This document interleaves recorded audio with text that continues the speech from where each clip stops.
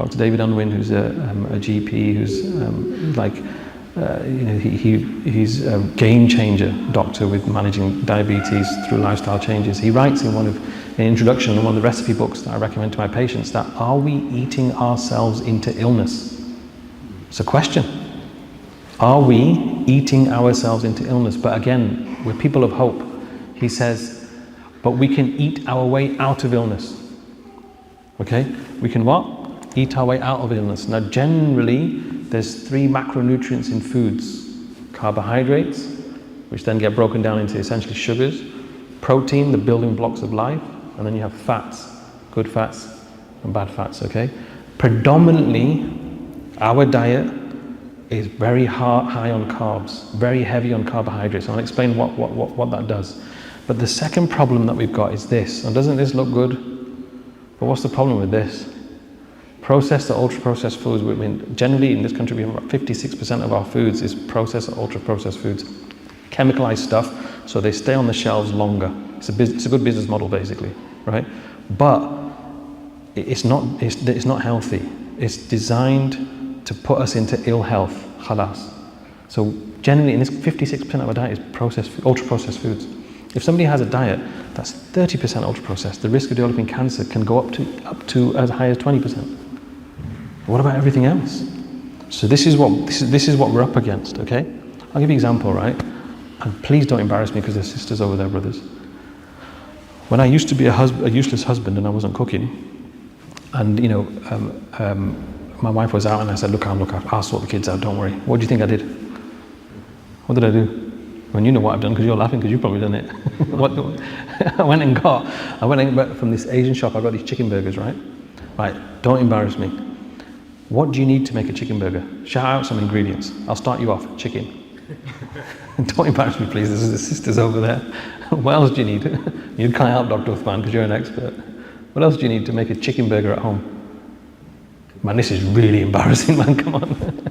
Seasoning, maybe onions, okay? Some oil, okay? Not much. 4 or 5 ingredients, right? So I got this packet, put it in the oven, looked at the ingredients. How many ingredients do you think was in this chicken burger? I counted. 56. 56. So Khalid, if you were coming to my house, right, and I'm making my signature chicken curry, right, and you're just watching me, and I'm just sprinkling this thing in there, and you say to me, Dr. Sam, what's this? And I say, I have no idea. Would you have it? You wouldn't, would you? But this is our foods right now. And it's making us sick, right? So what happens, okay, this is what happens. Generally, if we go back to those 3 macronutrients, generally what happens is that the majority of our foods are quite dense in carbohydrates. Carbohydrates, once we digest it, it's broken down, it's released as glucose. Just see it as sugar. So take breakfast. Typically, what would we have for breakfast? Cereals, toast, lunch, sandwiches, pasta on the go, pastry, Greggs, etc. In the evening, come on, apne, what would we have? Rice, roti, aloo, right? It's just carbs, right? So what happens is that when we have let's just say I have a bowl of cornflakes for breakfast, okay? It gets digested, the carbs get broken down, releases glucose into my bloodstream.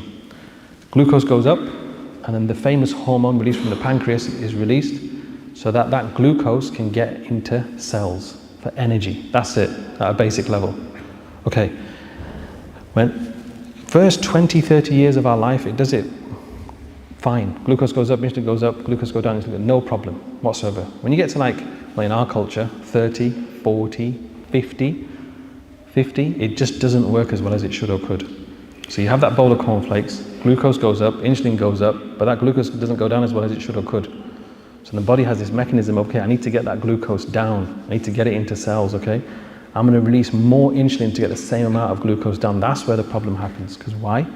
When insulin levels are high, just see it as the fat-forming hormone.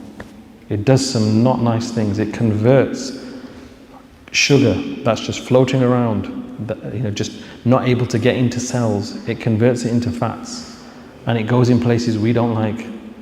It's a growth hormone. Existing fat cells, it causes it to grow. It's also a hunger hormone. The higher it is, the more hungry we feel when we're not hungry. So then what do? We have our breakfast at 8 o'clock. By 10 o'clock we have a crash. 10 o'clock, what do? Get a snack. Then we have a lunch at 12 o'clock, 1 o'clock. By 2 o'clock we have a crash. Then what do? Get a snack. And what are our snacks? It's usually the good stuff, isn't it? Right? Again, full of carbs. Come home in the evening, have our meal, which is dense in carbohydrates. Within 2 hours we have a crash, and then we go and have snacks again. So each time we eat, especially if it's dense in carbohydrates, insulin is released, and the higher the insulin, the more of a problem it is. But the opposite happens. Look what happens when we sleep, or if you don't eat. If you don't eat, the body uses fat for fuel. So it becomes what's called it's a fat burner, basically. The less insulin you have in your bloodstream, the more you get into what's called fat burn. Now hold on to that when you think about fasting, okay? This is a really important slide. But what happens is that if our food is really dense, and eventually it catches up with you, and the insulin, it's to do with the receptors. It's like, imagine insulin like a key, okay? We're all sugar, right? And through that door is muscle. Insulin is the key that opens the door to get all of us into the muscle, okay? Get the glucose into muscle for energy. But that process doesn't work as well as it should or could if we're accustomed to having a diet that's rich in carbohydrates, okay? Which we talked about. And you just end up in this vicious cycle of eating, never feeling full, and actually feeling rubbish.